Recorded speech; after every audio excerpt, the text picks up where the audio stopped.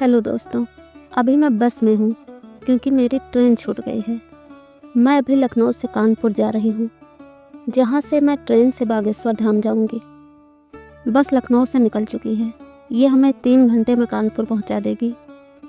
बस में हमेशा की तरह भीड़ होना कोई हैरानी की बात नहीं थी। हैरानी तो ये थी कि ड्राइवर भैया ने बस अपने लिए पंखा लगाया हुआ था। लगभग 2 घंटे हो चुके हैं। हम अभी भी रास्ते में ही हैं। थोड़ी देर बाद मुझे ये गंगा नदी पर बना पुल दिखा तो लगा अब कानपुर पहुंचने वाले हैं, क्योंकि मैंने पढ़ा था कि कानपुर गंगा नदी के किनारे बसा है। बस से उतरते ही रेलवे स्टेशन के लिए मैंने ट्रेन पकड़ ली और भगवान को याद करने लगी, क्योंकि ये पलट भी जाती है। अब हम कानपुर सेंट्रल स्टेशन पहुंच गए थे। मेमो का टिकट लेकर हम प्लेटफॉर्म पर आ गए।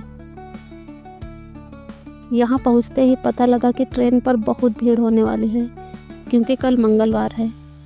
प्लेटफॉर्म पर सारी भीड़ उसी ट्रेन की थी जिससे हम जाने वाले हैं। ट्रेन में सीट तो मिल गई, पर भीड़ आप देख सकते हैं। बैठते ही मेरी मुलाकात इस प्यारी लड़की मानसी से हुई, जिसने सबसे पहले यही कहा, इंस्टा चलाती हैं तो फॉलो कर लेना, रील बनाते हैं हम। गजब है। भारतीय रेलवे ने विंडो पे जाली लगवा रखी थी, जैसे हम जंगल सफारी पे हों, मतलब एकदम सिक्योरिटी वाली फील। फिर हमने अनजाने भाई साहब की तुगवानी सुनी। कहते हैं बालाजी की आरती से नूर मिलता है, बालाजी की आरती से नूर मिलता है, अब सबके दिलों को सुरूर मिलता है। जो भी करता है बालाजी की आरती, उससे कुछ ना कुछ जरूर मिलता है। सब टाइम काटने के लिए हंस रहे थे, क्योंकि 10 घंटे इसी भीड़ में काटने थे। जैसे ही सोचते कि इस स्टेशन पर भीड़ कम होगी, जय बागेश्वर धाम बोलते हुए लोग चढ़े जा रहे थे। भूख मेरी शक्ल पर दिखने लगी थी, पर ये भीड़, क्या ही कर सकते हैं। और फाइनली 10 घंटे बाद रात को 12 बजे हम खजुराहो स्टेशन पहुंच चुके थे। यहाँ से गढ़ा गांव, जहाँ बालाजी का मंदिर है, लगभग 30 किलोमीटर है। यहाँ आपको मंदिर के लिए हर समय टैक्सी मिल जाएगी, जिसका किराया मात्र 50 रुपये है। बाहर निकलते ही हमने आलू पराठा खाया और चटनी कपड़ों पे गिरा ली। पेट पूजा करते ही टैक्सी पकड़ी और चल दिए बागेश्वर धाम। आपको सड़कें मंदिर तक एकदम अच्छी मिलेंगी। भाई गडकरी जी का काम दिखता तो है। और टैक्सी भी स्टेशन पर कम होने लगी थी, तो मुझे टैक्सी के पीछे बैठ के ही मंदिर जाना पड़ा। वैसे इतना भी बुरा अनुभव नहीं है टैक्सी पर पीछे बैठना। कल मंगलवार है और इसका असर टैक्सी से उतरते ही दिख गया था। अब मैं इस बजट फ्रेंडली 100 रुपये पर नाइट देसी स्टे में आ गई थी, जहाँ चाय पीते ही मुझे नींद आ गई। 7 बजे मेरी सुबह हो गई और उठते ही देखा तो रात में खाली दिख रहे सारे गद्दों पर लोग सोए हुए थे। रात में आपको नहीं दिखा पाई।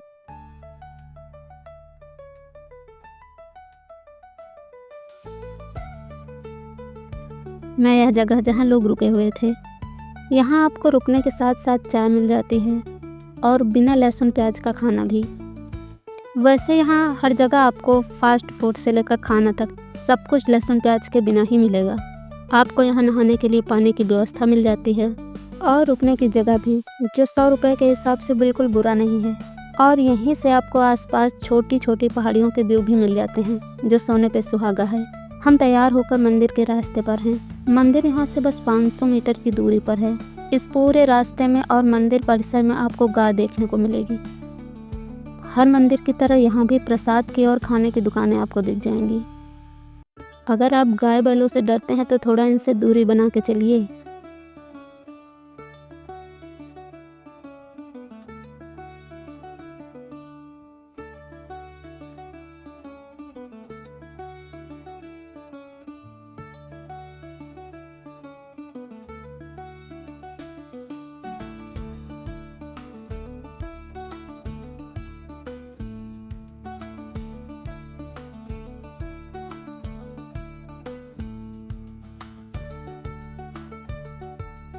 अभी हम परिक्रमा मार्ग पर हैं, जो मंदिर के चारों ओर बना हुआ है, जिसका एक चक्कर लगाने के लिए आपको 1 किलोमीटर चलना पड़ेगा।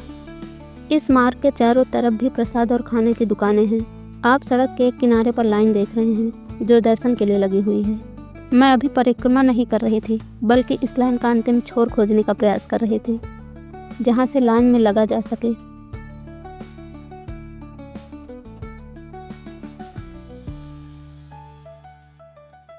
आखिर मुझे 500 मीटर चलने पे लाइन मिल गई, जो आधे परिक्रमा मार्ग में लगी हुई थी। दर्शन कब होंगे ये सोचे बिना बस लाइन आगे बढ़ने पर खुश हो जाती थी।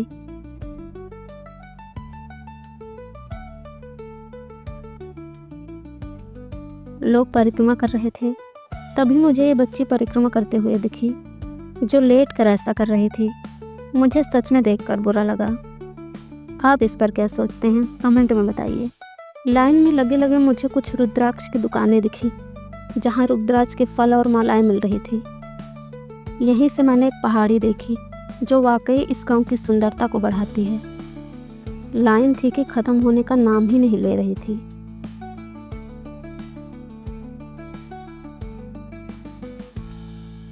तब मैंने लाइन से ही दुकानों पर कुछ चीज़ों के दाम पूछे। यहाँ बहुत सी मालाएं और पूजा का सामान मिल रहा था।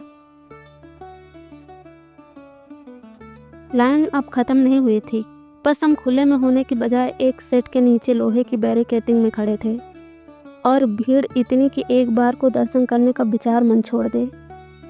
पर ऐसे कैसे? लखनऊ से 400 किलोमीटर भीड़ भरी ट्रेन में आकर कोई भला कैसे लौट जाए बिना दर्शन के? अब हम दर्शन के पहले के आखिरी पड़ाव पर थे।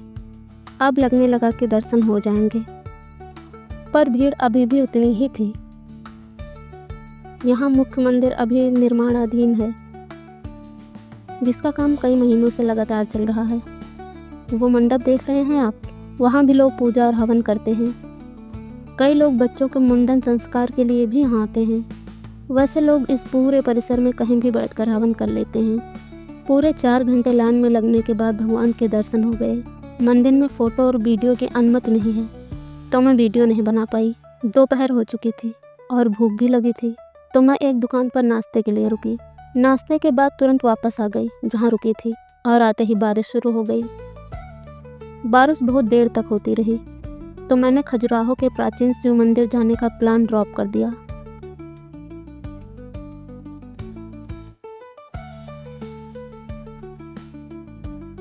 शाम को 6 बजे बारिश रुकते ही मैं घर के लिए सामान खरीदने के लिए मंदिर के पास वाली दुकानों पर गई।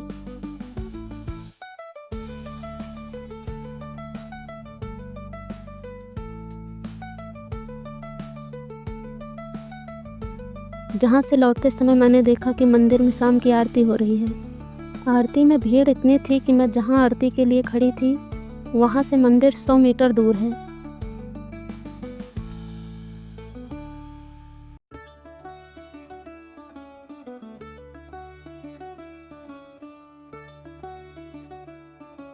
आरती करने के बाद मैं वापस आ गई।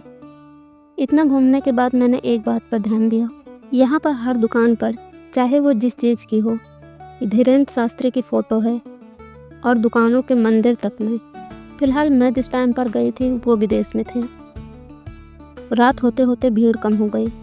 जहाँ मैं रुकी थी वहाँ पूरा खाली हो गया था, इसीलिए मैं अभी भी यहीं रुकी हुई थी। मैं रात को 11 बजे से टैक्सी लेके खजुराहो स्टेशन गई और रात में ही ट्रेन पर बैठ गई, जो सुबह 4 बजे निकलेगी। वापसी में भी ट्रेन पर भीड़ बहुत थी, और थकान की वजह से ज़्यादा वीडियो नहीं बना पाई। 12 बजे दोपहर में मैं कानपुर पहुंच गई, और उसके 20 मिनट बाद ही लखनऊ की मेमो में बैठ के 3 बजे लखनऊ। और इस तरह हमने अपनी बागेश्वर धाम की यात्रा पूरी की।